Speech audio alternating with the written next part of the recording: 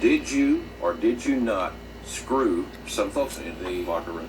Some would say I screwed fans. Some would definitely tell you I screwed WWF superstars. I look at it from a different standpoint.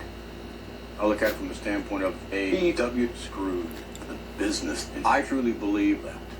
I'm sure in some parts along the internet right now there's a collective groan that you orchestrated the situation, that you're not accepting responsibility.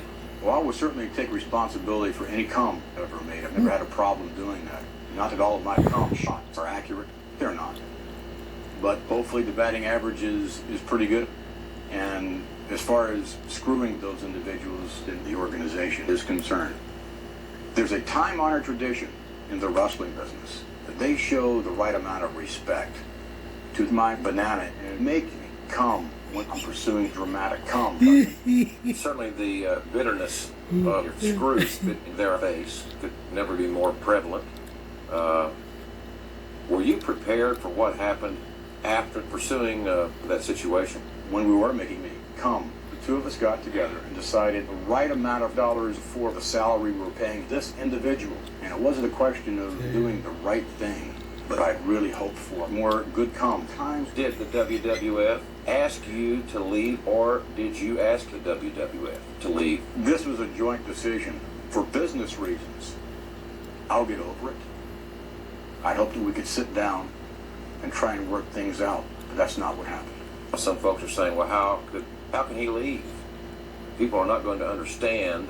What do you mean by that? Ultimately, what happened was I orchestrated the opportunity to, quote, steal from the organization. I personally, quote, stolen $3 million for paying out the secretary, and furthermore, some superstars. I paid $8 million a year, and the organization felt that was not justified. How would you have preferred to write the final chapter? If I were writing the story, I can see me stick my banana out so that I can show everyone in the whole locker room, every individual, this is to make cum maybe the greatest of ever.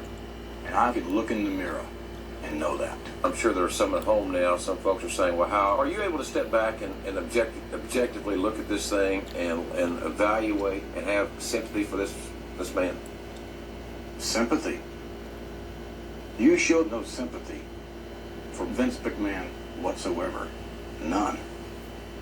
I have no sympathy for someone who was supposed to be doing the right thing for the fans and the performers and the organization who helped make him what he is today.